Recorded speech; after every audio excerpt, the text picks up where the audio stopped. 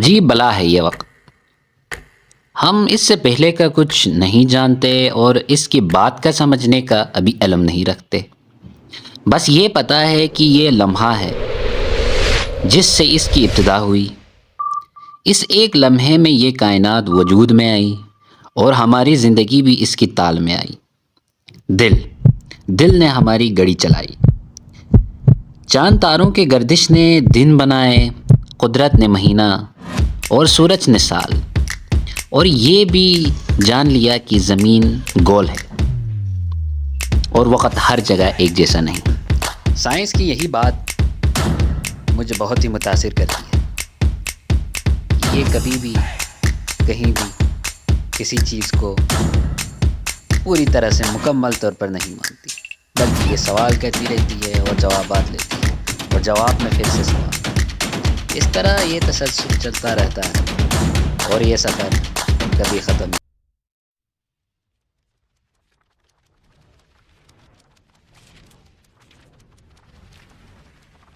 इंसान को जो है कुछ इम्पोर्टेंट चीज़ों के बारे में नहीं पता है इस दुनिया। अच्छा, जैसे कि सिखा रिया है। अच्छा, वो इस दुनिया में आया क्यों है और उसके बनाने वाले को उसने अभी तक देखा नहीं है।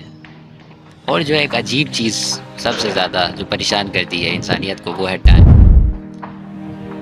टाइम के बारे में हम इतना नहीं जानते, इससे अगले आने वाले का हम नहीं जानते, इससे पिछले का भी हम कुछ खास नहीं जानते, इसके बिगिनिंग के बारे में और इसके एंडिंग के बारे में भी नहीं जानते।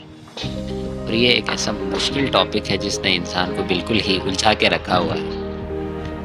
मज़ीद और भी ऐसे परेशान कुन चीज़ें हैं जो कि प्लांट और दूसरे लिविंग थिंग आसानी से कर पा लेते हैं, जिनको हम समझते हैं कि हम ख़ुद को अशरफुल मखलूक़ात समझते हैं, दूसरों को थोड़ा कमतर समझते हैं। लेकिन मसला वहाँ पे आ जाता है जब इंसान वो चीज़ भी नहीं कर पाता, उसको बड़ी स्ट्रगल करनी पड़ती है। जो एक प्लांट ही ले लें या कोई दूसरा क्रिएचर ले लें या एक पार्टिकल ले लें, वो बड़ी आसानी से कर देता है। टाइम का जो वियर्डनेस है उसको मैं अगर आपको समझाना चाहूँ तो वियर्डनेस ऑफ टाइम थोड़ा एग्जांपल लेते हैं। टाइम को हम बड़ी आसानी से डिवाइड कर लेते हैं पास्ट, प्रेजेंट और फ्यूचर के अंदर।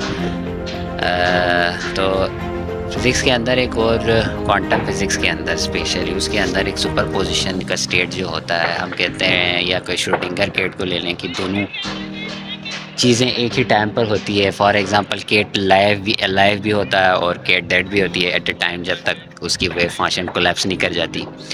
तो क्या हो अगर हम टाइम पे भी यही अप्लाई करें? क्या ऐसा हो सकता है कि वो टाइम प्रेजेंट में भी और जो फ्यूचर पास सारी चीज़ें एक ही टाइम पर आकर करें? क्यों अब दिमाग थोड़ा चकराने लग गया होगा। अब हम टाइम को ही इस्तेमाल कर रहे हैं टाइम को मेजर करने के लिए।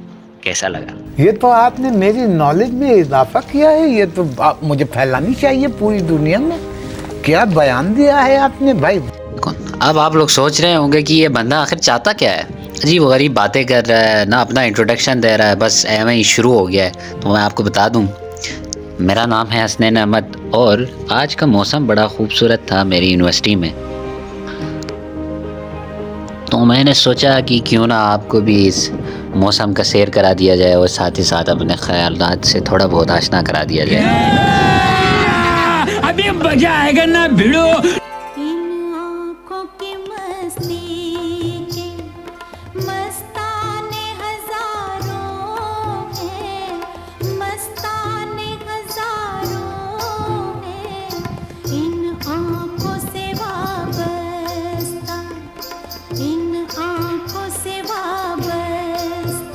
Inner peace, dinner please, dinner with peas in a sesame soy glaze. अच्छा भाई साहब, अब बात कुछ ऐसी है कि मेरी जो थर्ड क्लास सिनेमैटिक्स हैं वो अभी ख़त्म हो चुकी हैं, तो फिर क्यों ना अभी दोबारा ख्यालात की तरफ वापस जाया जाए। एग्जाम्पल अगर फोटोसिंथेसिस को ही अगर हम ले लें तो इंसान अभी क्वांटम कंप्यूटर बनाने की कोशिश में लगा हुआ है, जहाँ पर वो अभी जो बिट्स में खेल रहे होते हैं वहाँ पे इंसान जाके क्यूबिट्स में खेलना चाहता है। और जब आप क्वांटम कंप्यूटर हो तो आपके पास एक बहुत ही ज़्यादा कंट्रोल आ जाती है, पूरी दुनिया आपकी उंगली पे, आप उसको नचा सकते हो। लेकिन उसमें एक मसला आता है और है डीकोहेरेंस का, यानी कि जब आप 0 केल्विन से ऊपर जाते हो तब मसला आता है, वो उस पर काम नहीं करती। जो सुपर पोजिशंस होती हैं क्यूबिट्स की तो आपको जो टेम्परेचर को मेंटेन रखना होता है 0 केल्विन रूम टेम्परेचर पे नहीं होता। और जो फोटोसिंथेसिस जैसे प्लांट कर रहे होते हैं तो उसमें भी यही क्यूबिट सुपर पोजिशन ये सारी चीज़ें प्लांट में भी हो रही होती हैं, लेकिन वो ये सारी चीज़ें रूम टेम्परेचर पे परफॉर्म कर रहा होता है, जबकि इंसान अभी भी इस चीज़ को हासिल करने की कोशिश में लगा हुआ है। खैर आप लोग सोच रहे होंगे कि ये बंदा हमें ये सारी चीज़ें क्यों बता रहा है। नहीं ये सारी चीज़ें मैं इसलिए बता रहा था क्योंकि कल हमारी क्लास होनी थी मेरे ख़्याल से लीनियर अलजेब्रा की बायोलॉजी की क्लास होनी थी, इंट्रोडक्शन टू द बायोलॉजी की।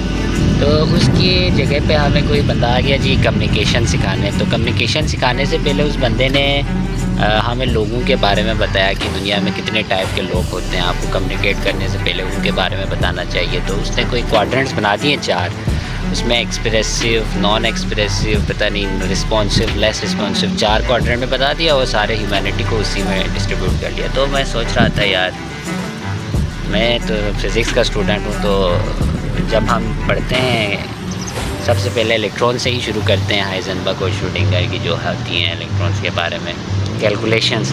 तो हम एक इलेक्ट्रॉन के बारे में समझ नहीं पा रहे होते। पीएस हमारा पीएचडी मास्टर सारी चीज़ें हम कर चुके हैं, जिसे मैं आपको पहले बता चुका हूँ क्यूबिट्स के बारे में। और फोटोसिंथेसिस जो प्लांट इतनी आसानी से कर लेता है ये चीज़, उसके बारे में नहीं जानते। तो फिर ट्रिलियंस ऑफ सेल्स के बारे में किससे हम ऐसे कह सकते हैं कि आप इसको 4 क्वाड्रेंट्स में डिवाइड कर सकते हैं और उसके मुताबिक ये सारे रूल्स हमने बनाए हुए हैं। बस कोई रूल शुरू होना नहीं चाहिए ज़िंदगी में।